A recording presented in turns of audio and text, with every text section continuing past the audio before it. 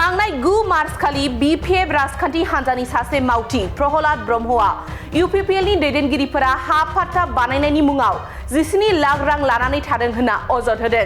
प्रहलाद ब्रह्मनि बे अजदखौ गोख्रों रावजों सोंखारिदों ननके काहितमा ओनसोलनि थागिबिफोरा। चिरांनि बिजनी फानबारि ननके काहितमा ओनसोलनि 852 नखर थानाय हाया 1964 मायथाइनिफ्राय 2008 मायथाइसिम रेभिनिउ जानानै दंखायोमोन। नाथाय थांनाय 2008 मायथाइयावसो बीपीएफ खुंथाय सरकारा ननके काहितमा ओनसोलनि गासै हाखौ मानास माहारियारि पार्कआव सोसनना गालांदों। जायनि जाहोनाव मानास माहारियारि पार्कनिफ्राय उदां खालामफिननो जेंना जानानै दं होनना अजद होदों थागिबि रायजोफोरा।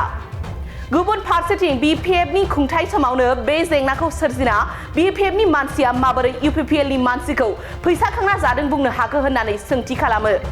बेनि अनगायैबो बे हाखौ लानानै जों राजखान्थि गेलेयाखै, बे हानि सायाव राजखान्थि खालामफैनो नाङा, बे हायाव जों अरायथा थानो मोननांगौनि थाखायसो हाबा मावगासिनो दं होननानै बुंबावदों रायजोफोरा।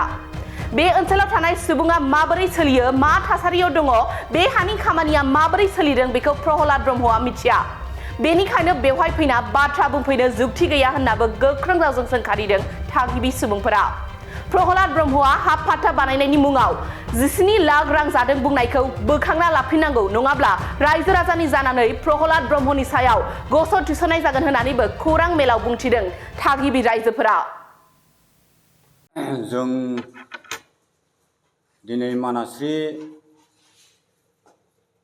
एरियानि जानानै मैया जितु जोंनि आमलायगुरि गामियाव बीपीएफनिफ्राय प्रहलाद ब्रह्म ना मा बियो फैनानै मिटिं खालामफैदोंमोन।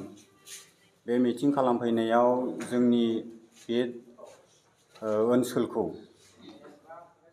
हानि बिखय जोंनि सायाव सोंखारिलांदों। जोङो जोंनि जितु बाखिन्दा जायगाया सरकारि जानानै दङ, बे सरकारि हाखौ जों माबोरै पाट्टा खालामनानै लानो हागोन। बेखायनो जों बयबो रायजो राजाया गावबागावनो चेतना लानानै जि थाइसे थाइनै फैसा खांनानै जोङो अफिसियेलि खामानि मावदों।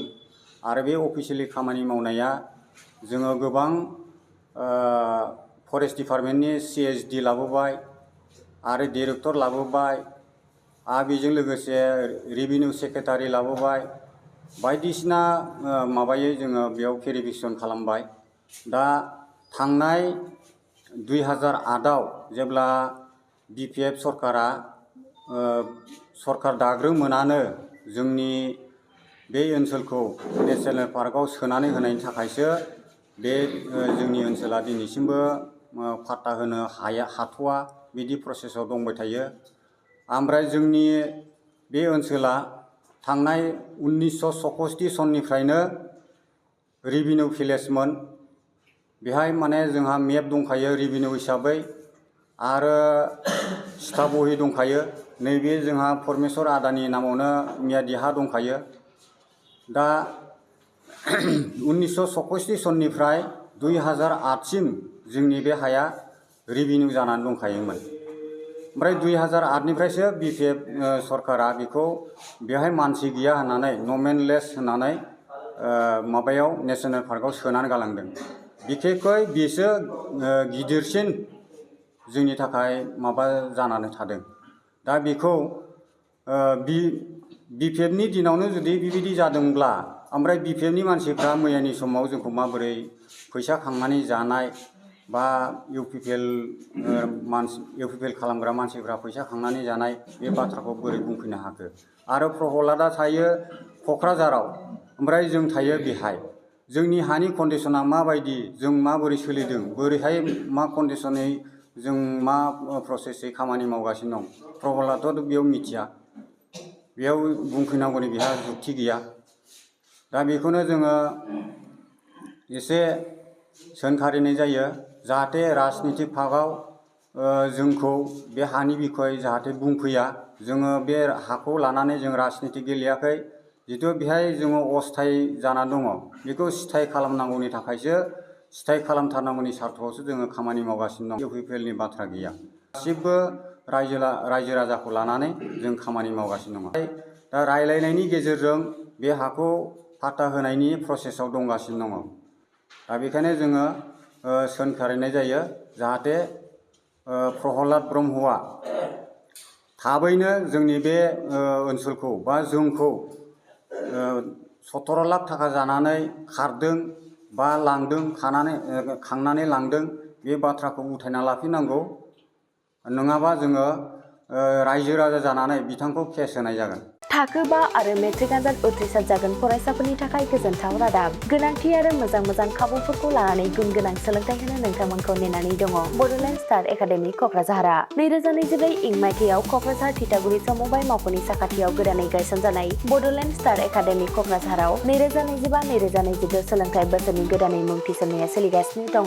बड'लेण्ड स्टार एकाडेमियाव 6 थाखोनिफ्राय 9 थाखोसिमनि फरायसाफोरा बर' बिजोङाव आरो 11 थाखोनिफ्राय 12 थाखोसिमनि फरायसाफोरा बर' बिजों आरो इंराजि बिजोङाव मुं थिसननो हागोन। बेनि थाखाय आर'ज बिलाइ आरो फान्डुलिपि बिलाइगासिनो दङ। 11 थाखोनिफ्राय 12 थाखोसिमनि फरायसाफोरनि थाखाय आखा-फाखा आरो रोंगौथि गोनां फोरोंगिरिफोरखौ लानानै साइन्स, कमार्स एन्ड आर्टस मोनथाम स्ट्रिमनि सायाव फरायसाफोरखौ गुन गोनां सोलोंथाइ होनानै बायदि बिथिंजों सोरगिदिं जौगाखांनाय लाबोनो साखाफारा क'क्राझारनि थिथागुरियाव थानाय Bodoland star academia. Bodoland star एकाडेमियाव मुं थिसननोब्ला बाङाय बेसेनाव मुं थिसननायनि गेजेरजोंनो फरायसाफोरा गाहायाव होनाय माखासे खाबुफोरखौ मोननो हागोन। इंराजि सोलोंनायनि खाबु, साखोन-सिखोन थाखो खथा, बिजाब बाख्रि, UPPL थाखोनि फरायसा फरायसुलिफोरनि मुं थिसननायाव 20% मासुल रेहाय होनाय। बेजों लोगोसेनो नोंथांमोनहा JEE नीट आनजादनि थाखाय बेसेन नाङै फोरोंथाय, मान्थलि मक टेस्ट, जिउ राहा दानाय बायदि आयदालु आयदाफोरनि उफ्रा सोलोंफारिफोरनि खाबुफोरखौ मोननो हागोन। हौवासा आरो हिन्जावसाफोरनि थाखाय मुलाम्फा गोनां मोजां जामुं आरो मोजां थाग्रा खथानि खाबु गोनां हस्टेलनि खाबुफोरखौबो मोननो हागोन। बिदिब्ला गोबाव खालामाजासे नोंथाङाबो बड'लेण्ड स्टार एकाडेमियाव थाबैनो मुं थिसननायनि थाखाय सुलाद लादो। आबुङै मिथिनो थाखाय जानबुं अनजिमा 6000349997 एबा 7638008149 एबा 6003494371 आव फोनांजाब खालामदो।